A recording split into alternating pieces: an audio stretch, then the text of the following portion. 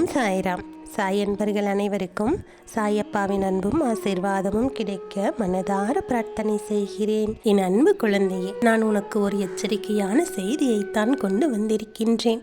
உன்னிடத்தில் சொல்ல வந்திருக்கின்ற அந்த செய்தியானது உன்னுடைய வாழ்க்கை துணையை உன்னிடத்தில் இருந்து பிரிக்க வேண்டும் என்று ஒரு பெண் அங்கே கங்கணம் கட்டிக்கொண்டு திரிகின்றாள். அவள் எதற்காக கங்கணம் கட்ட வேண்டும்? உன்னையும் உன் துணையையும் பிரிப்பதில் இவளுக்கு என்ன லாபம்? இதை செய்தால் இவளுக்கு என்ன கிடைக்கப் போகிறது? உன்னுடைய கஷ்டத்தை கண்டு இவளுக்கு என்ன அத்தனை சந்தோஷம் என்பதையெல்லாம் நிச்சயமாக நீ தெரிந்து கொள்ள வேண்டும். என் பிள்ளையே, வாழ்க்கை துணை என்பது ஒருவருக்கொருவர் அத்தனை அன்போடும் புரிதலோடும் வாழ்க்கையை நடத்துகின்றவர்கள். இவர்களுக்கு இடையில் ஒரு பிரிவை ஏற்படுத்தவும் இவர்களை ஒற்றுமையாக வாழவிடக்கூடாது என்றும் ஒருவர் நினைக்கிறார்கள் என்றால் அதைவிட கெட்ட எண்ணம் வேறு எதுவும் இருக்க முடியாது.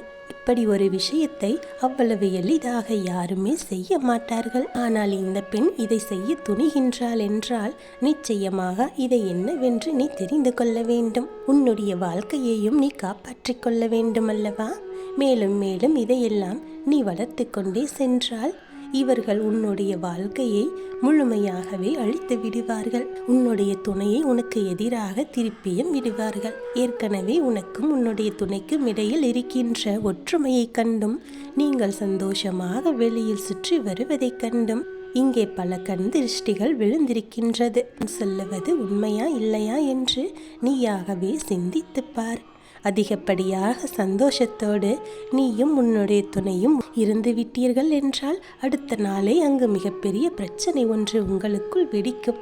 அதிலும் குறிப்பாக வெளியில் சென்று வந்திருந்தால், சந்தோஷமாக இருவரும் வெளியில் சென்று வந்ததை யாரேனும் பார்த்திருந்தால் அன்று இரவில் உங்களுக்குள் மிகப்பெரிய பிரச்சனைகளும் சண்டைகளும் மனக்கசப்புகளும் வந்திருக்கும். இதற்கெல்லாம் என்ன காரணம்? நீ சந்தோஷமாக இருந்ததை பார்த்தவர்களின் கண்கள் அத்தனை பொல்லாத கண்கள்.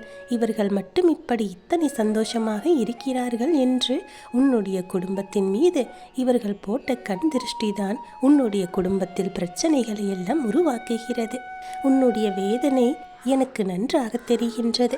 உன் வாழ்க்கையில் என்ன நடக்கிறது, ஏது நடக்கிறது என்று தெரிந்து கொள்ள இந்த விஷயத்தை உன்னிடத்தில் சொல்லிக் கொண்டிருக்கின்றேன். ஒரு பெண்தான் இந்த விஷயத்தை வெகுவாக செய்து கொண்டிருக்கிறார் என்பதை உணர்ந்து உனக்கு முன்கூட்டியே தெரிவித்து விட்டேன்.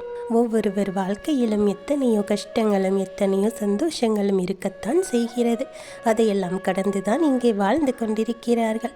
இதுவரை உனக்கும் உன்னுடைய துணைக்கும் இடையில் 1000 கருத்து வேறுபாடுகள், 1000 பிரச்சனைகள் என்று எத்தனையோ விஷயங்கள் எல்லாம் இருக்கத்தான் செய்கிறது.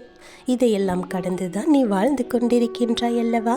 அப்படி இருக்கும்போது இதையும் கெடுக்கும் விதமாக ஒருவர் நடந்து கொள்கிறார் என்றால் நிச்சயமாக அதை நினைக்கும் பொழுது உனக்கு மிகுந்த வேதனையாகத்தான் இருக்கும். உன் வேதனையெல்லாம் என்னால் புரிந்து கொள்ள முடிகின்றது. உன்னுடைய வாழ்க்கையில் உனக்கு எத்தனை துன்பங்களையும் மேலும் மேலும் கொடுத்து கொண்டிருப்பவர்களையும் இவர்களுக்கு என்னதான் வேண்டும் என்று தெரிந்து கொள்ள நான் முயற்சி செய்த போதுதான் ஒரு உண்மையை நான் அறிந்து கொண்டேன். உனக்கு இதை செய்தவர் வெளியில் இருப்பவர்கள் எல்லாம் கிடையாது. உன்னோடு இருக்கின்ற உன் குடும்பத்தில் இருக்கின்ற ஒருவர் தான் இதையெல்லாம் செய்து கொண்டிருக்கிறார்கள். இவர்களின் எண்ணங்கள் எப்படி இப்படியெல்லாம் மாறியது என்று எனக்கே ஆச்சரியமாகத்தான் இருக்கிறது. இவர்களுக்கு என்னதான் வேண்டும்? இவர்களுக்கு என்னவோ தன்னுடைய குழந்தையின் மீது அதிக பாசம் என்று நினைக்கிறார்கள். ஆனால் அவர்களின் துணையிடமிருந்து அவர்களை பிரிப்பதனால் அவர்களின் வாழ்க்கையைத்தான் நாசமாக்குகிறோம் என்பது எல்லாம் புரியவில்லை. உன்னுடைய துணையை உன்னிடத்திலிருந்து பிரிக்க நினைப்பது அவர்களுடைய தாயார்தான். உன் துணையின் அம்மாதான் இதை செய்து கொண்டிருக்கிறார்கள். என்னுடைய குழந்தையே, இந்த சூழ்நிலையானது, இந்த வாக்கானது என் பிள்ளைகள் அனைவருக்குமே பொருந்தாது என்பதை நீ புரிந்து கொள்ள வேண்டும். இன்று இருக்கக்கூடிய சூழ்நிலையில் என்னுடைய பிள்ளைகளில் 170% பேருக்கு வாழ்க்கை இப்படித்தான் சென்று கொண்டிருக்கின்றது. ஏகப்பட்ட போட்டிகளும் பொறாமைகளும் ஒரே குடும்பத்தில் இருப்பவர்களால் தான் நடந்து கொண்டிருக்கின்றது. ஒரு குடும்பம் என்பது வாழ்க்கை துணையோடு இருவரும் ஒன்றாக சேர்ந்து ஒற்றுமையாக வாழ்வதுதானே. வாழ்க்கையை நடத்துவது என்பது இவர்களுக்கு புரியவில்லை. அவர்களுக்கு அவர்கள் பிள்ளைகளின் மீது தனக்குத்தான் அதிகப்படியான அன்பு இருக்கிறது. தன்னுடைய குழந்தை தன்னிடத்தில் மட்டும்தான் நல்லபடியாக இருக்க வேண்டும் என்கின்ற எண்ணமும் இருக்கின்றது. இதுவெல்லாம் தான் இன்று இருக்கக்கூடிய சூழ்நிலையில் சரிப்பட்டு வராது அல்லவா? இதுவெல்லாம் அவர்களுக்கு சொன்னாலும் புரிவது இல்லை. அவ்வளவு எளிதாக இவர்களால் தன்னுடைய மனதையும் மாற்றிக்கொள்ள முடியவில்லை. எப்பொழுதுமே நம்மிடத்தில் நம் குழந்தைகள் எப்படி இருப்பார்களோ அப்படித்தான் காலம் முழுவதும் இருக்க வேண்டும் என்று நினைப்பது தவறல்லவா? தன்னுடைய இல்லத்திற்கு வருகின்ற புதிய உறவை ஏற்றுக்கொள்ள மனம் மறுப்பதும் இவர்களின் மிக முக்கியமான பிரச்சனையாக இருக்கிறது. எல்லோரும் இது போன்று இருப்பது இல்லை. ஒரு சிலர் தன்னுடைய குடும்பத்திற்கு வருகின்ற மருமகளையும் மருமகனையும் தன்னுடைய குழந்தைகளாகவே நினைக்கின்றார்கள். அங்கெல்லாம் பிரச்சனைகள் இருப்பதில்லை. யாரொருவர் அடுத்தவர் இல்லத்தில் இருந்து வருகின்றவர்களை மற்றவர்களாகவும் வேற்று மனிதர்களாகவும் பார்க்கின்றார்களோ அங்குதான் பிரச்சனைகள் இருக்கிறது என்பதுதான் உண்மை. இதையெல்லாம் உணர்ந்து இந்த வாழ்க்கை உனக்கு என்ன தருகிறது என்பதை நீ புரிந்து கொண்டு உன்னை சுற்றி நடக்கின்ற விஷயங்களை நீ சற்று கவனித்து பார்த்தால் இந்த பெண்ணுடைய மனதில் இருக்கின்ற விஷயங்கள் எல்லாம் நிச்சயமாக உனக்கு தெரிந்துவிடும். என் குழந்தையே, உன்னிடத்தில் உனக்கென்று கொண்டு வந்த இந்த வாக்கானது உன்னுடைய வாழ்க்கையில் நீ நல்ல நிலைக்கு வர வேண்டும் என்பதற்காக மட்டுமே தவிர உன்னை வேதனைப்படுத்துவதற்காக அல்ல. நான் சொன்ன இந்த பிரச்சனை உன் குடும்பத்தில் இருக்கிறது என்றால் என் பிள்ளையே, உன்னோடு நான் இருக்கிறேன், உனக்கு துணையாக இருக்கிறேன் என்பதை நீ புரிந்து கொள்ள வேண்டும். இத்தனை காலமும் நல்லபடியாக இருந்தவர்களுக்கு திடீரென்று இது போன்ற ஒரு எண்ணம் உருவாகி இருக்கிறது என்றால் அதை நாம் சற்று கவனிக்கத்தான் வேண்டும். எந்த நொடியிலிருந்து இவர்கள் இது போன்று நமக்கு எதிராக மாறினார்கள் என்று சற்று யோசித்துப்பார். உன் பக்கம் ஏதேனும் தவறு இருக்கிறதா? நீ ஏதாவது தவறான விஷயங்களையோ இவர்கள் மனது புண்படும்படியோ நடந்து கொண்டாயா என்று யோசித்துப்பார். எதற்காக நான் இதை சொல்லுகிறேன் என்றால், ஒருவேளை உன் பக்கம் தவறு இருந்து ஒருவேளை நீ அதை அறியாமல் செய்திருந்தால் இவர்கள் இப்படி மாறியிருக்கலாம் அல்லவா? அதனால் தான் இதை சொல்கிறேன். உன் மீது ஏதாவது தவறு இருக்கிறதா என்று யோசித்துப்பார். அப்படி இருக்கும் பட்சத்தில் நீ அதை திருத்திக் கொள்ள வேண்டும். அதை நீயாக திருத்திக் கொள்ளாமல் மற்றவர்கள் மீது பழி சொல்லுவதால் ஒரு நன்மையும் கிடைக்கப் போவது இல்லை. ஒருவர் நல்லவராக இருப்பதும் தீயவராக இருப்பதும் நாம் அவர்களிடத்தில் நடந்து கொள்ளுகின்ற விதத்தை பொறுத்துதான் இருக்கின்றது.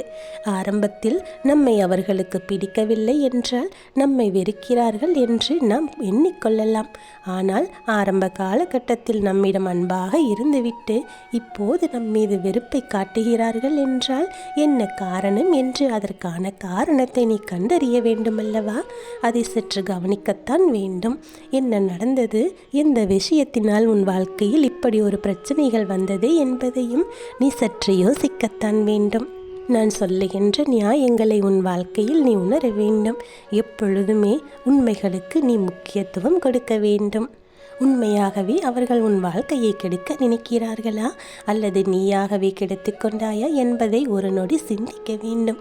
இத்தனை நாளும் இந்த வாழ்க்கையில் உனக்கென கிடைத்த அன்பு இனிமேலும் கிடைக்க வேண்டும் என்பதுதான் என்னுடைய ஆசை. என் குழந்தையே, எல்லோரும் உடனடியாக எல்லா மனிதர்களையும் நேசித்து விடுவது கிடையாது. அது போன்ற ஒரு மனது யாருக்கும் வந்து விடுவதும் இல்லை. சிலரை ஏற்றுக்கொள்வதற்கெல்லாம் சற்று காலதாமதம் ஆகத்தான் செய்யும். ஏற்றுக்கொண்ட பிறகு ஒருபோதும் அவர்களை விட்டு கொடுக்க மாட்டார்கள். இது போன்ற ஒரு சூழ்நிலையை உன்னால் உருவாக்க முடியுமா என்று சற்று யோசித்துப்பார். கொஞ்சம் முயற்சி செய்து பார். அதாவது அவர்களுக்கு உன்னை பற்றி புரிய வைக்க முடியுமா என்று முயற்சி செய்து பார். அதுவும் முடியவில்லை என்றால் என் பிள்ளையே, அடுத்ததாக நீ செய்ய வேண்டிய விஷயம் என்னவென்றால், இனி இந்த வாழ்க்கையை இவர்களோடு நீ போராடி கொண்டிருக்காமல் தனித்து வாழ பழகிவிட வேண்டும்.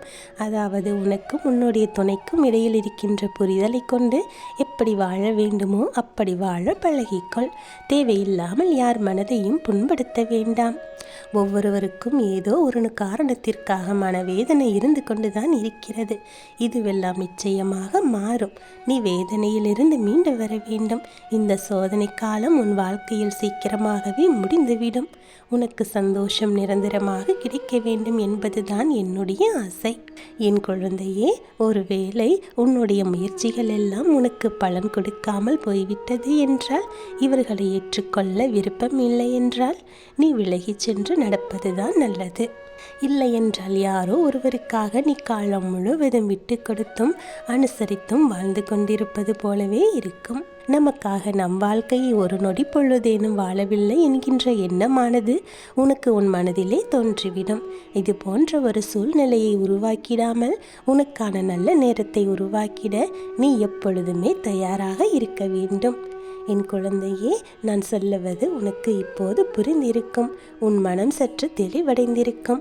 உன் குடும்பத்தில் இருப்பவர்களை நீ மாற்றுவதற்கு முயற்சி செய்ய வேண்டும்.